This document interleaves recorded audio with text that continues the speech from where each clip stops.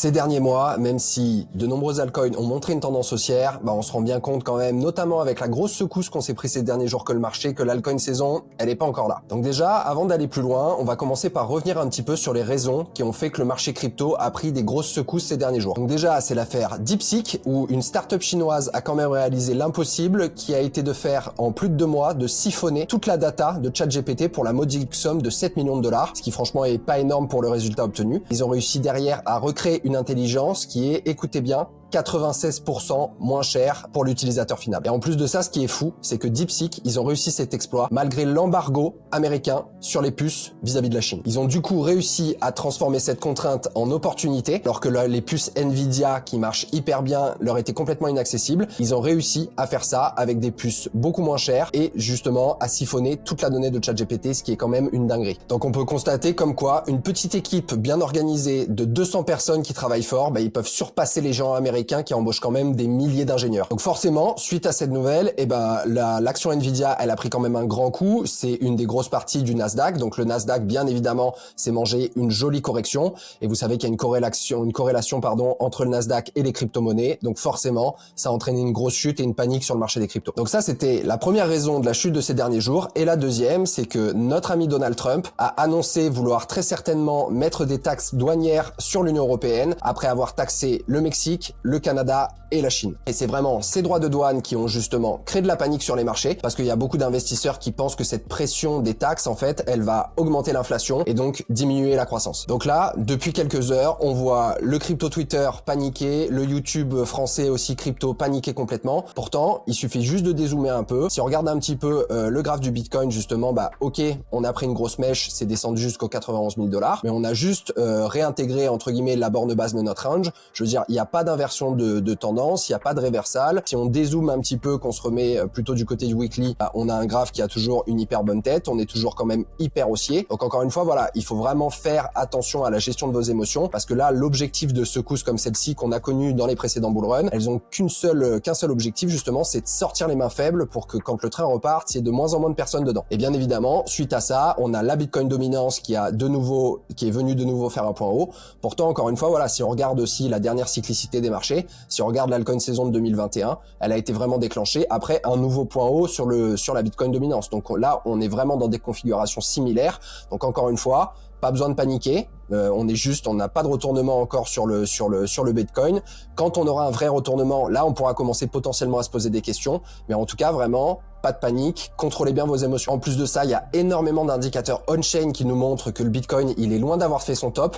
Donc voilà, pas de panique. Encore une fois, l'altcoin saison va arriver, c'est juste un petit retardement, elle est juste en préparation, mais quand ça va péter très fort. Donc tout ça, ça nous amène quand même à 2 conclusions principales. La première, c'est que le bull run, il est encore d'actualité. Comme on vient de le voir, il n'y a pas de retournement majeur sur le Bitcoin. On s'est fait fortement rejeter par la borne basse du range au niveau des 90 000 $. Et en plus de ça, le retail, il n'est pas encore arrivé en masse. Donc on a juste effleuré ce qu'on va être capable de faire d'un point de vue de la génération de rendement dans les mois à venir. La deuxième conclusion, c'est que vous devez impérativement vous tenir prêt pour quand le marché va repartir. Il faut vraiment que vous ayez un plan qui soit clair, avec une stratégie, que ce soit adapté à votre profil de risque. Et ce qui est sûr, c'est que l'opportunité actuelle, c'est certainement une des dernières avant l'explosion finale. Donc avant d'aller plus loin, écoutez bien. Ce qui est hyper important, en fait, beaucoup plus que de comprendre le marché, c'est surtout d'avoir les bons outils et de savoir appliquer correctement votre plan au moment où il faudra pivoter. Et pour le coup, dans le Merov Club, on est là pour vous accompagner dans tout votre parcours en crypto. De la mise en place d'une stratégie, la définition d'un plan, et ensuite vous avez tout un suivi et un accompagnement pour justement qu'on s'assure que vous soyez correctement exposé et que vous arriviez bien à extraire de la valeur des marchés. On a une stratégie qui est sur 4 piliers principaux. La première, ça va être des portefeuilles en crypto qui vont vous aider à sélectionner les bons actifs, à les acheter au bon moment, dans les bonnes proportions et à les vendre au bon moment. Vous avez des alpha de trading qui sont là pour faire en sorte que vous soyez opportuniste au bon moment, avec les bons calls sur les bonnes cryptos dans les bons points d'entrée. Vous avez une plateforme d'investissement automatique sur laquelle vous avez accès à nos algos de trading Bitcoin, Ethereum et Solana en automatique avec les meilleurs Sharpe ratios du marché pour protéger votre capital avant tout et vous générer des rendements de façon passive en automatique en 7/7 24/24. Et vous avez en plus de ça un accès à Q42 qui est une plateforme via laquelle vous allez pouvoir pouvoir avoir un accès anticipé à tous les nouveaux projets crypto avant leur lancement, avant qu'ils n'explosent. Et ça, l'objectif, c'est vraiment un pilier de diversification, c'est d'aller chercher des gros retours. Nous, vous voyez, sur Cookie 3, par exemple, on est proche d'un x40, sur iTier, on est proche d'un x18. Donc l'objectif, c'est de pouvoir s'exposer aux meilleurs projets crypto avant leur sortie, en complètement passif, pour aller chercher des gros retours et pour aller chercher aussi un pilier de diversification dans votre stratégie. Donc dans le club, on est là pour vous accompagner sur 3 choses principales. On va vous aider à investir correctement, on va vous aider à multiplier vos capitaux et on va vous aider à correctement vous diversifier. Avoir vos capitales bien répartis sur un ensemble de typologies d'investissement qui feront que vous aurez un risque qui sera bien géré et ça vous permettra d'extraire de la valeur long terme du marché. Donc si ça vous intéresse, vous avez le premier lien en description pour rejoindre le Mayor Club. Donc maintenant, on va rentrer dans le vif du sujet de la vidéo. Je vais vous expliquer un peu ce que je vais couvrir. Déjà, premièrement, on va voir pourquoi le bull run est encore actif et pourquoi ça pourrait bien être un des plus grands de ceux qu'on a connus depuis le début du Bitcoin. On va revenir sur les 4 phases du marché crypto. Je vais vous parler des stratégies qui vont vous aider à capitaliser un maximum sur ce marché. Et en dernier, je vais vous parler des meilleurs narratifs crypto à surveiller pour quand le marché va repartir. Donc déjà, on va revenir sur les raisons qui font que ce bull run va sûrement être d'anthologie et pourquoi il pourrait bien être le plus gros qu'on ait jamais connu depuis le début du Bitcoin. Déjà, la première des raisons, c'est l'effet Trump et élection américaine. Si on regarde un peu sur les précédents bull run, toutes les années d'élection américaine, que ce soit 2012, 2016 ou 2020, ils ont complètement propulsé le Bitcoin en bull market. Il n'y a pas de raison que ça soit pas une chose qui se reproduise encore cette fois-ci. Deuxième chose, bien évidemment, c'est l'effet Trump. Comme vous le savez, Trump, il souhaite vraiment que les États-Unis deviennent la capitale crypto de la planète. Il est en train de mettre une politique pro-crypto en place. On parle potentiellement aussi d'une réserve fédérale en Bitcoin pour venir backer la dette américaine. En plus de ça, Gary Gensler, qui était le président de la SEC, le gendarme boursier américain depuis des années, qui a fait la guerre à l'industrie crypto, a gentiment rendu son tablier et Trump a mis à la place un pro-crypto. Le secrétaire d'État au Trésor américain est un pro-crypto. On parle de plus en plus justement de potentiellement venir mettre en place une réserve stratégique en Bitcoin. Il y a beaucoup d'États qui ont commencé à déposer des amendements, etc. On parle quand même d'acheter 1 million de Bitcoin sur les 5 prochaines années. Ça fait 200 000 Bitcoins par an. Là, pour le coup, si vous avez déjà entendu parler du fameux choc de supply, on n'en est pas loin et la thèse du super cycle sur 2025, elle est vraiment en train de se mettre en place. Et ça sera très certainement le très gros catalyseur. La deuxième raison, ça va être un catalyseur économique pour 2025, notamment avec la nouvelle politique de la Fed. Comme vous le savez, au niveau des taux d'intérêt, la dernière fois qu'on a eu un pivot, un gros pivot, c'était pour le Covid et vous avez vu le bull run qu'on a eu derrière. Ça a été quand même anthologique. On est passé de $3 000 à presque $70 000.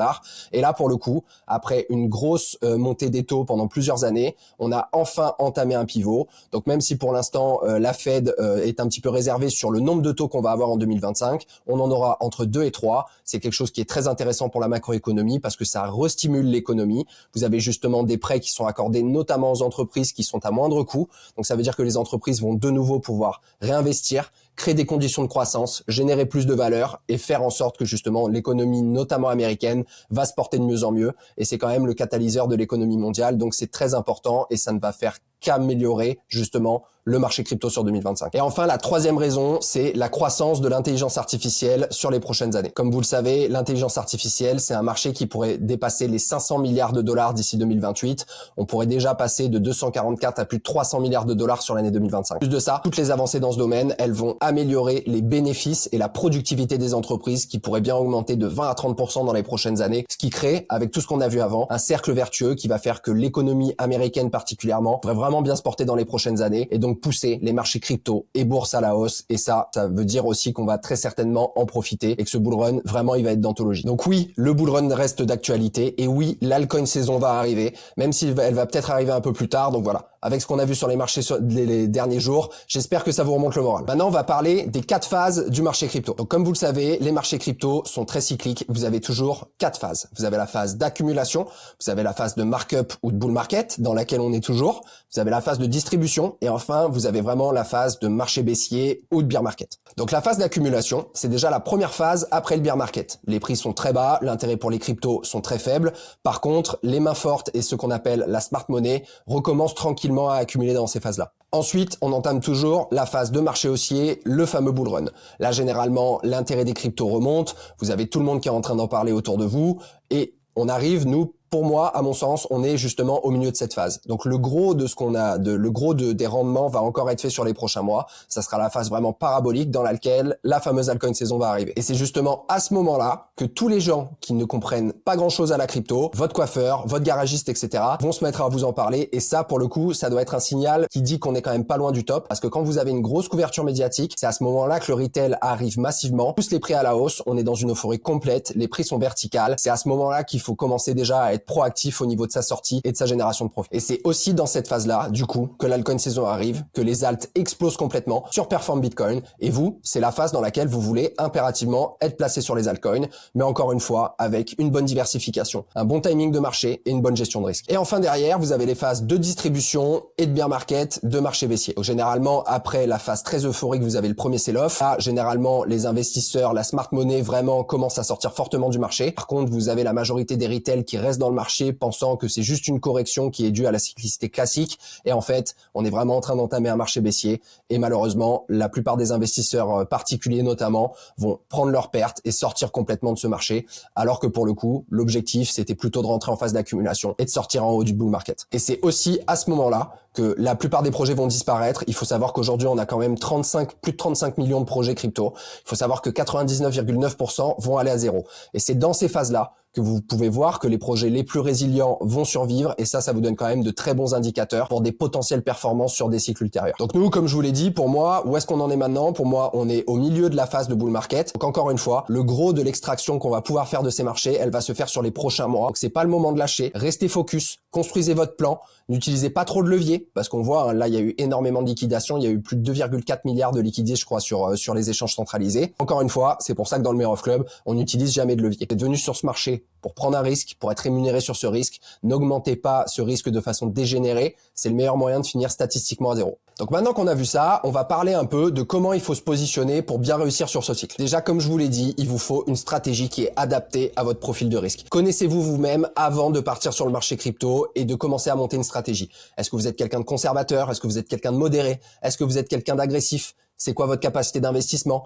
Quelle est votre appétence pour le risque? Combien de temps vous pouvez consacrer à vos investissements aussi? La contrainte de temps, elle est quand même hyper importante. C'est aussi pour ça que nous, dans le Mayor of Club, on a des typologies d'investissement qui sont passives, mais aussi des typologies d'investissement qui sont plus actives. Parce que vous, l'objectif, c'est que vous puissiez trouver votre équilibre entre justement ces deux typologies. Et c'est deux manières différentes d'aborder le marché, mais qui fonctionnent ensemble et qui gagnent ensemble. Et globalement, votre stratégie, elle doit être focus sur 3 points. La gestion de vos risques, le timing de marché et votre diversification. Et encore une fois, c'est ça qu'on vous aide à faire dans le Mayor of Club. Je vous rappelle que nous, d'un point de vue de la thèse d'investissement, vous avez la partie Blue Chip, BTC, Ethereum et Solana. Vous pouvez les accumuler en perso ou alors vous avez Mayorov.xyz qui va vous permettre de les accumuler avec le meilleur rendement risque et de vous exposer justement en allant générer des revenus qui sont complètement passifs. Vous avez vos altcoins sur lesquels vous devez vraiment avoir le bon timing de marché. C'est pour ça que dans le Mayor of Club, vous avez les signaux alpha et les portefeuilles avec des points d'entrée et des points de sortie. Et enfin, vous avez la partie VC avec Q42 qui va vous permettre justement d'aller chercher un pilier de diversification qui est complètement passif, qui va faire que vous allez bien répartir votre capital aussi, parce que c'est très important de ne pas être que sur les blue chips, que sur les altcoins. Il faut aussi avoir une partie VC dans votre portefeuille. Donc nous, vous voyez, on a vraiment ces 3 dimensions-là qui font la pierre angulaire de notre stratégie en fait. La partie gestion de risque, la partie diversification et la partie timing de marché. Donc si je devais faire 3 recommandations à des gens qui aujourd'hui rentrent dans le marché crypto, ça serait déjà de bien maîtriser vos outils. Apprenez à utiliser les échanges centralisés et les échanges décentralisés. C'est eux qui vont être l'interface entre vous et le monde de la crypto. Donc utilisez des plateformes comme Binance, comme KuCoin, comme Mexi, etc. Et c'est très important de bien les connaître pour pouvoir justement être actif et dynamique dans votre gestion de portefeuille. Derrière, s'il vous plaît, n'utilisez pas le levier. Le levier, encore une fois, c'est un truc pour les traders. Vous n'êtes pas des traders. Nous, dans le club, on n'a pas du tout pour objectif de vous transformer en trader. On a pour objectif de faire de vous des investisseurs avertis et actifs. Et statistiquement parlant, un bon investisseur, il sera toujours bien meilleur d'un point de vue génération de rendement qu'un moyen trader. Le trading, c'est de la Formule 1. Si chez les particuliers, vous avez 90% qui perdent de l'argent d'un point de vue investissement crypto, dans le trading, vous avez 0,1% qui gagnent. Donc, la chance que vous vous retrouviez dans les 0,1%, elle est minime. Et si vous passez sur des histoires de levier, etc., vraiment, vous rentrez dans une optique de trading et je vous le dis, vous allez vous faire déchirer par le marché. C'est ce qui se passe hein, là sur les 3 derniers jours. On a eu pratiquement, je crois que si c'est pas 5 milliards de liquidation.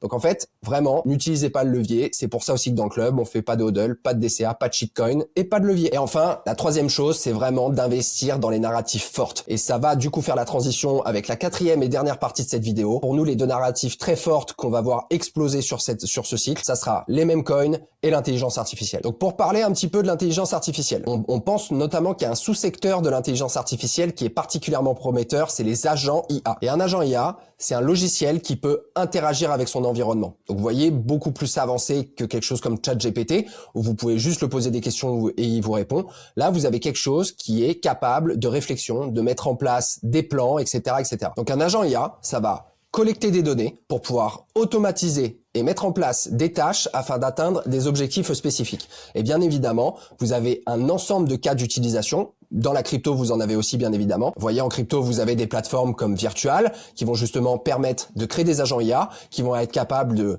faire du trading, de générer du rendement de manière complètement automatisée et à des échelles bien plus grosses que ce que l'homme sera jamais capable de faire. Et vraiment, c'est une opportunité unique parce que la demande pour de tels outils, elle est très forte de par les institutionnels et en plus de ça par les retail. Et encore une fois, ces agents, ils surpassent largement d'un point de vue scalabilité tout ce que sera jamais capable de faire l'humain. Donc faites bien vos propres recherches, allez diguer les projets, créez-vous des convictions, comprenez à quoi servent ces agents IA, et si jamais vous voulez un petit peu d'infos, vous savez que vous êtes les bienvenus dans le Mayor of Club, on vous en parlera beaucoup. Et enfin, la deuxième narrative essentielle pour nous sur ce cycle, bien évidemment, c'est les meme coins. Donc les meme coins pour nous, c'est pas que des tendances passagères, c'est vraiment un catalyseur massif d'adoption pour les nouveaux entrants dans l'écosystème crypto qu'on va avoir sur les prochains mois, et je vous rappelle que c'est eux qui vont vraiment déclencher cette phase parabolique, notamment sur les altcoins. Donc c'est essentiel d'avoir des catalyseurs et des choses qui vont amener ces gens sur le marché crypto. Par contre, c'est très important de sélectionner les projets sur lesquels vous rentrez. Ce qui est très fort dans certains meme coins, c'est la traction et les rallyes qui peuvent être engagés parce qu'il y a une communauté qui est fidèle et soudée